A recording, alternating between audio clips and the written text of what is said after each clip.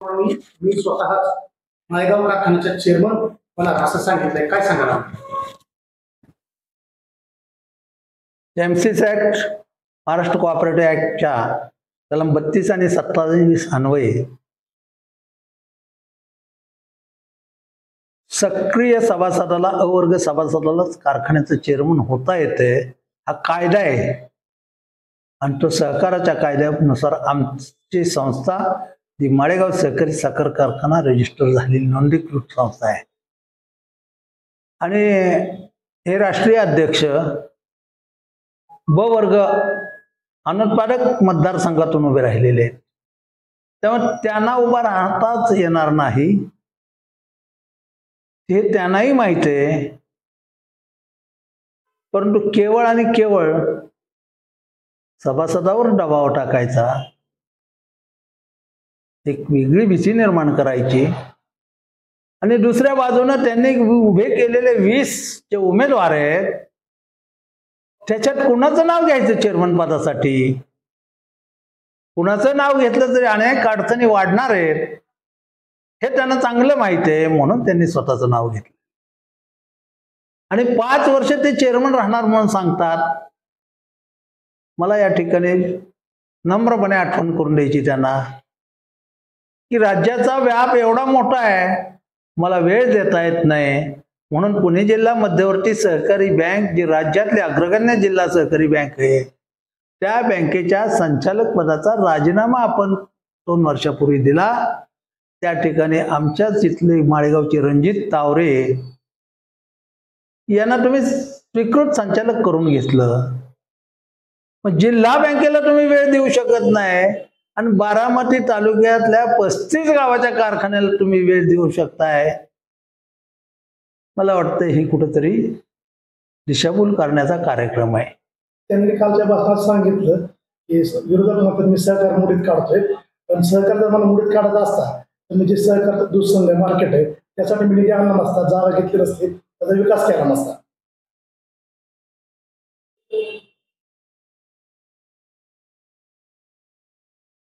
दूध संघ market committee याच्यावर काही जास्त बोलण्यात मला हे वाटत नाही. पण आमच्याबरोबर जो दूध संघ रजिस्टर झाला बारामती तालुका दूध संघाबरोबर, संगमनेरचा बाळासाहेब थोरातांचा दूध संघ रजिस्टर झाला. त्या संघाने अनेक उपपदार्थ निर्माण केले, तिथल्या शेतकऱ्याला अधिकचे 2 पैसे देण्याचा प्रयत्न केला. मात्र बारामतीच्या दूध संघाने तशा प्रकारचा कुठलाही प्रयोग केलेला नाही आणि तिथल्या शेतकऱ्याला अधिकचे पैसे देण्याचा त्यांनी प्रयत्नही केलेला नाही. दुसरे राहिले मार्केट कमिटी. मार्केट वेगळा विषय. सरकार काही ना काय सांगतो की कारखान्याचं चेअरमन होत आहे. एमसीस ऍक्ट कलम 32 आणि कलम 27 त्यानुसार सक्रिय अवर्ग सभासदालाच चेअरमन होता येईल.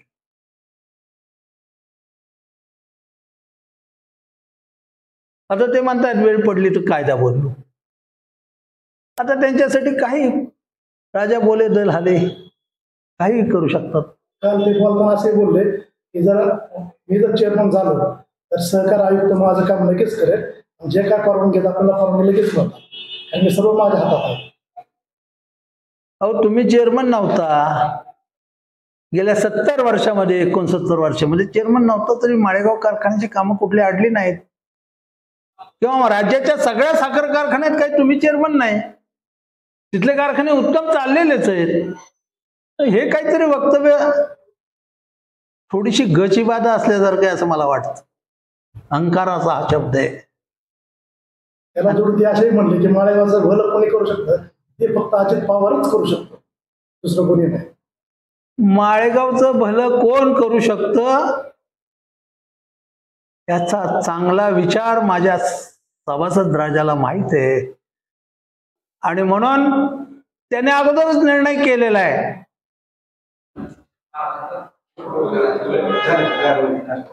त्यानं अगोदरच निर्णय केलेला आहे. तो 24 तारखेला सत्याच्या निकालामध्ये तुम्हाला मिळाल्याशिवाय दिसल्याशिवाय राहणार नाही, हा माझा ठाम विश्वास आहे.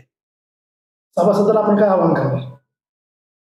सभासद राजाला एकच सांगेल कारभारी निवडताना माळेगाव कारखान्याचा कारभारी हा खाजगीकरणाचा जनक नसावा, तो खऱ्या अर्थानं कारखान्याचा सर्वसामान्य शेतकऱ्याच्या हिताचा विचार करणारा असावा, तो कुठलाही उद्योगपती नसावा, ज्याला तुमच्या प्रपंचाची आणि तुमच्या ऊसाच्या घामाच्या दामाची काळजी आहे,